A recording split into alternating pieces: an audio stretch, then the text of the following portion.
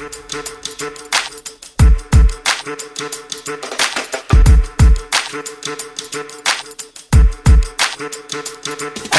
what up, Yang Gang? Welcome back. And we're going to be talking about the trial of former officer Chauvin, as he murdered live on whatever the hell they streamed it on. I think it was Facebook or Twitter, the murder of George Floyd.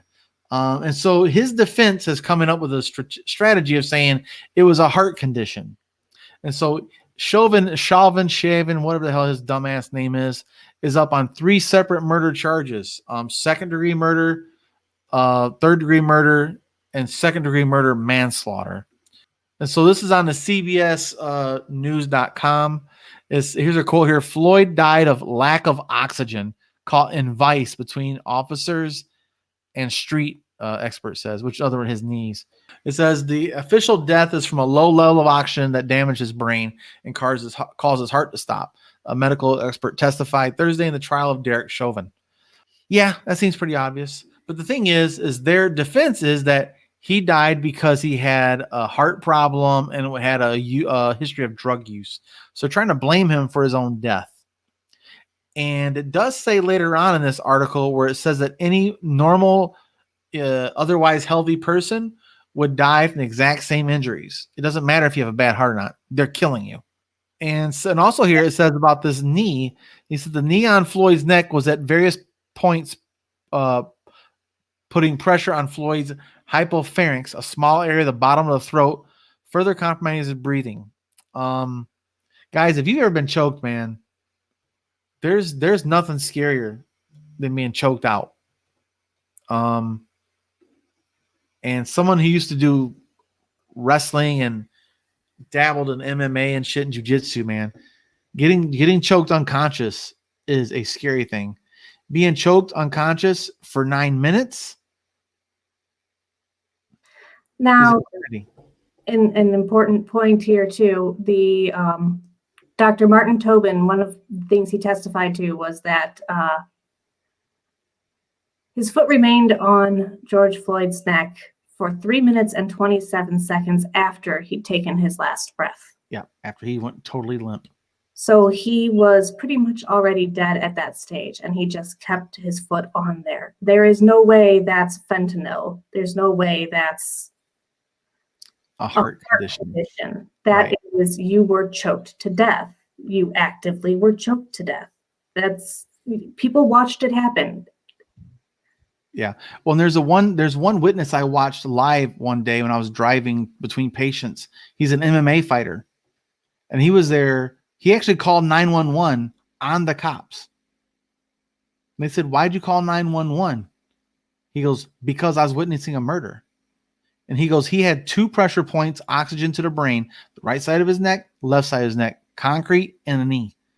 And he said he was screaming at him and, doing, and think about how powerless someone is who's an MMA fighter that could probably wreck each one of them officers physically. But the threat of danger was there with their pistols. If he would have came to George Floyd aid, there would have been another innocent person died. And think about that. You're just powerless and merciless. And here he is crying to his mother. If anybody had intervened, they would have blamed them for the accident. Yep. Because all of a sudden now, it would have been fine if the civilians hadn't interrupted what we were doing. Right. That's one strategy. We felt threatened. Yeah, they felt threatened. And 2, you give them that image of you as hoodlums, as disrespectful of law enforcement, and they're going to use that against you, whether or not it makes sense or not in reality. Mm-hmm. That's what they're going to say. And there is a significant portion of this country that's ready to accept that as reality, even if it doesn't make sense, because that's what they want to hear. I could not imagine what it was like for people there. You know what I mean? Like, it's bad enough the guy died. His experience was awful. For almost 9 minutes, he slowly realized he was dying. That is the saddest thing, to be tortured. And then to have a defense team try to justify it. And I understand they're doing their job, but shoo, boy, that's some blood. That's like blood diamond money right there, man. You're being paid to defend a murderer, a straight up murderer with a long rap sheet of complaints. And the 3 other officers are being brought up on charges as well. So yeah, in the article here, it also says, about the 3 different murder charges he's been brought up on. He pled not guilty. The other 3 officers involved are charged with aiding and abetting and are expected to be tried jointly in August. So this is going to take all goddamn year, guys. Let's be real. Justice has not been served, and justice will not be served until all these people are brought up and convicted of these charges. Now, I kind of feel bad for one of the people. I have a little sympathy for the one person that was actually a new person. And Chauvin was his immediate supervisor, like trainer. He was a trainee. And he was asking questions. They said, I haven't heard all the testimony myself, so I haven't time to watch all that, but I read a couple articles or clips about it, about him saying, shouldn't we get him up or some shit like that? Isn't that enough or something like that? He's questioning it. And the other people's like, hey man, shut up. Just your job's to do this. Your job's not to question him and da-da-da. Yeah, I saw one where there was this officer ordering this guy to stay down on his knees and like giving him mixed orders. And he was trying to obey them, crying, begging them not to kill him. And was he crawling in a hotel room floor? Mm-hmm. Yeah. And then just shoots him. Shot him like 6 times. As he's begging and pleading. Please don't shoot me. Please don't shoot me. His pants kept falling down. Yeah. So he kept reaching back, trying to pull up his pants. He goes, do not reach back. Do not reach back. Because my pants falling down. And he, and again, think about it, guys. A gun is pointed at the back of your head. Your head's down.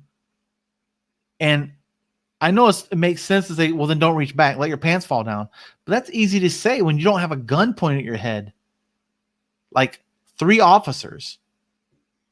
He was giving him multiple orders and they didn't all make sense. You couldn't do Put your hands up, put your hands down, crawl towards me, da-da-da, lace your fingers, all these things. I know what you're talking about, man. That one was another really disturbing one because they just executed him. Trying to get him to disobey him so that he could shoot him. That one. That was so bad. And you know what happened to that cop? Nothing, if I remember correctly. 0. He gave him a direct order, don't reach back. You reach back, execute him. It's the most inhumane thing I've ever fucking seen. I'm sick and tired of these cops getting away with murder. They're an organized gang. And again, here's this police officer up on trial for murder 3 different ways. Which I like that they have 3 different charges they can bring him up on. And all of them don't have to be successful. But man, it's time for some change. It's time to police the police by a third party, not by another police officer. That's ridiculous. That's like telling the wolves to tell other wolves, stop killing all those sheep. Get real. And again, we have places like Georgia that are suffering harsh penalties economically. Which one was it? The baseball association pulled out their all-star game in Atlanta. Was it the NBA or baseball? I think it was baseball. Baseball, and they moved it to Colorado. Because Stephen Colbert made some jokes about baseball when he was talking about it. So now people are suffering economic pushback, and that's the only thing them some bitches hear is money. Hit them where it hurts. And now also I want to talk about Rand Paul's dumbass. He's like, the cancel culture is the problem with the country, while at the same breath in the same fucking sentence saying we need to boycott Coca-Cola. Motherfuckers. They don't understand what cancel culture is the problem, I think. Well, to them, it's cancel culture if it goes against them. It's a boycott if it works for them. Very funky little gymnastic-y kind of slithery type of tongue. Lots of mental gymnastics tonight. Well, thanks for joining us, guys. We'll see you guys next time. And like always, gang, gang.